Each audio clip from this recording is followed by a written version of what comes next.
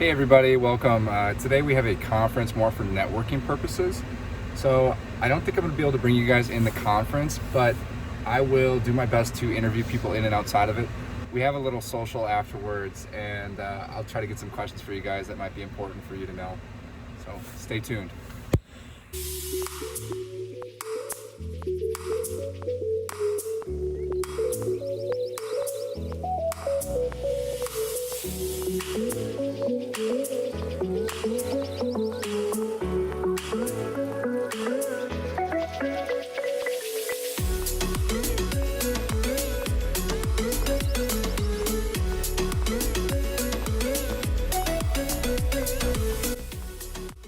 Hey everybody, we just arrived. They fed us breakfast. We're about to go in. I can't bring the camera in with me because it's a private conference, so I'll tell you guys about it afterwards, and we'll see if I can get a few people to give us some information that might be helpful for pre-meds coming in, what they look for. And there's a lot of key people here today, so I'm excited to share with you. Stay tuned. Hey Vince, do you have any advice for pre-meds wanting to get into med school? Oh, hey, pre-meds. How you doing? I don't know. Just make sure it's really what you want to do. That's pretty bad advice. It's good advice. That's good advice.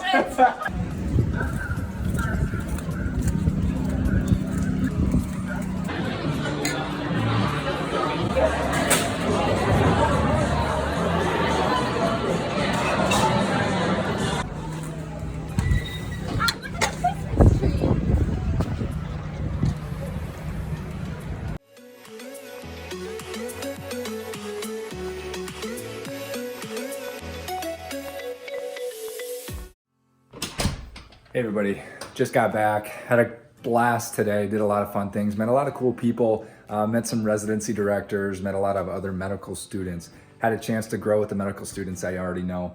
Learned a lot.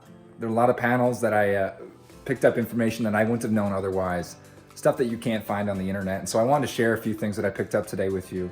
One that I think is extremely applicable for pre-med students currently is your personal statement.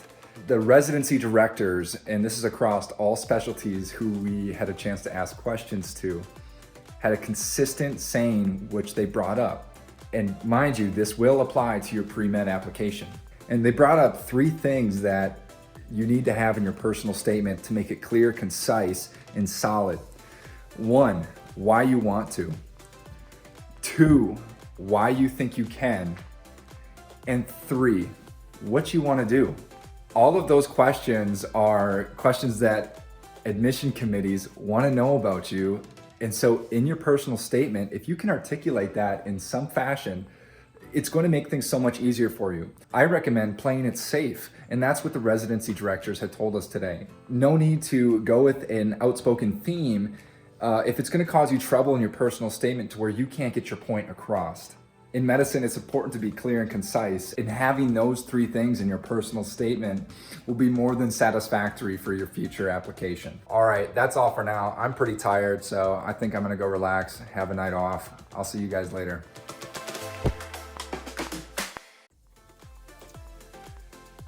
Hey everybody, it's the next day. Last night got some good sleep.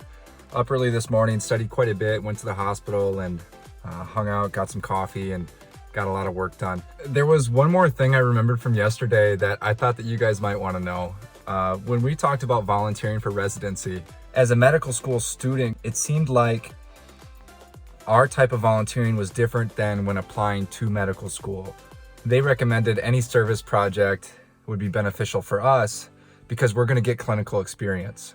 Now, if pre-med, having that volunteering experience in a clinical setting will allow you to see a different side of things. You might be involved in cleanup work. You might be involved in greeting, collecting surveys, monitoring certain facilities and departments. I think that clinical experience is very important as a pre-med to have, and that's exactly what I did for my application. Now, for those medical students watching, it is okay to show commitment to any type of volunteering activity because in medical school, you will get clinical experience and you need volunteering hours. I thought I'd just share that little tidbit with you. To me, there was a lot of other things that I can't put all in one video.